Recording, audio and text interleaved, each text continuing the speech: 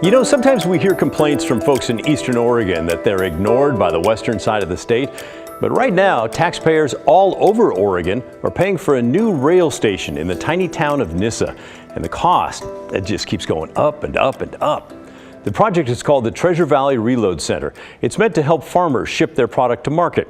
We're talking about onions and other products. But the cost, which started around $26 million, is now around $40 million. And taxpayers are footing the bill. The Malheur Enterprise newspaper has covered the issue extensively, and we definitely think this is a story worth your time. Here's the headline from their newspaper: another state bailout for Nyssa Railroad project in the works. It's a fascinating read about cost overruns and state lawmakers who keep coming back for more money.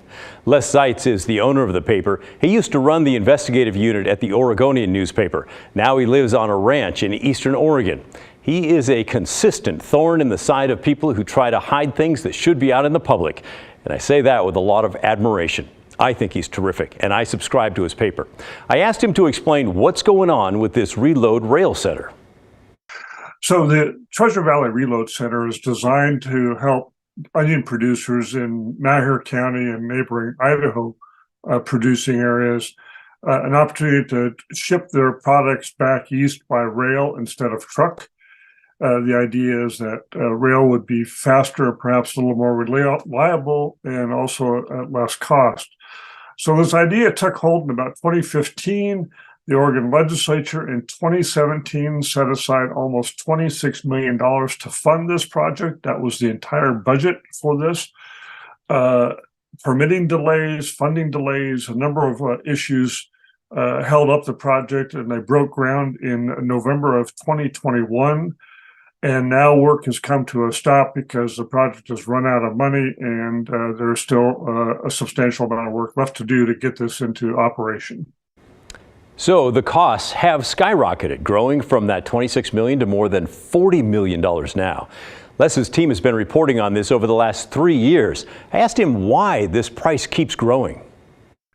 Well, the project managers will tell you the primary blame goes to inflation. And while inflation did have some impact on this, one of the most significant impacts was that they wanted to build rail lines across a wetland. And they started this project building across a wetland without having any idea how deep that wetland was. Push comes to shove, what happens is they had to spend an extra $5 million to bring in boulders and rock to fill in the wetland and other soft ground on what had been irrigated farmland. So that was a huge factor in the cost overruns.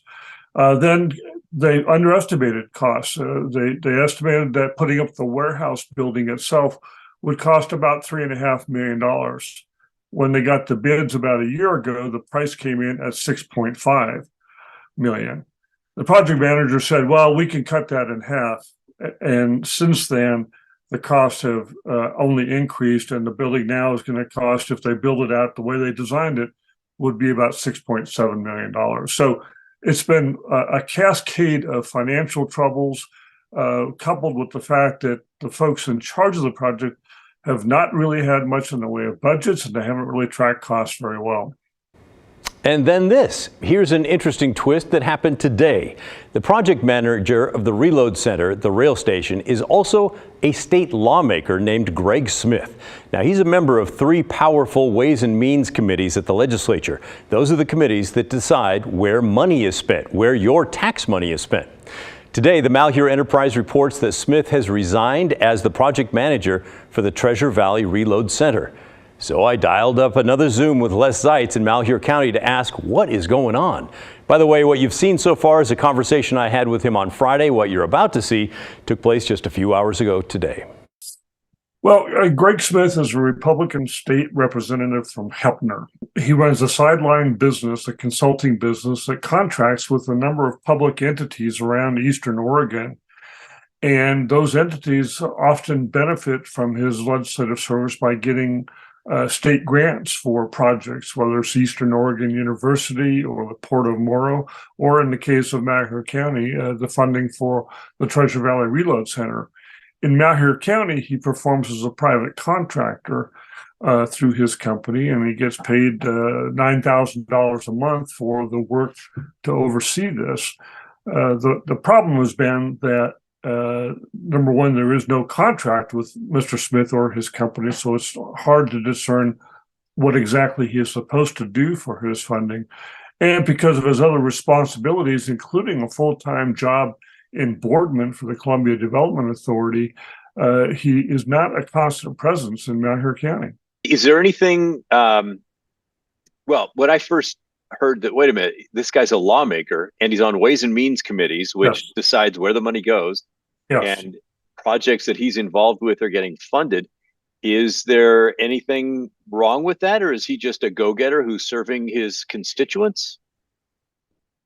Well, I certainly can't opine about the legality of it. What I can tell you is that under Oregon ethics laws, he declares a conflict of interest on some of these occasions when he votes on budget measures, but there is no law that prohibits him from arranging money to go to entities that employ him, because it's the money's going to the entity and not to Greg Smith or his company. So there's not a direct flow of cash.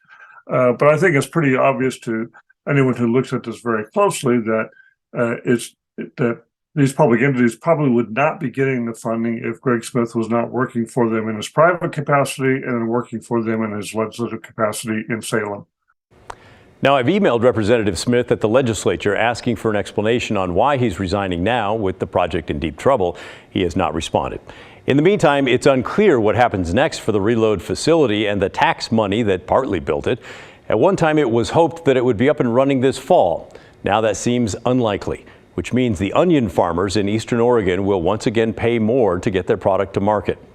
In the meantime, the Malheur Enterprise newspaper has unlocked its main story on all of this. It's free now so that you, our viewers, can go check it out for yourself. It's definitely worth the read. And if you like the work they're doing, make sure to subscribe.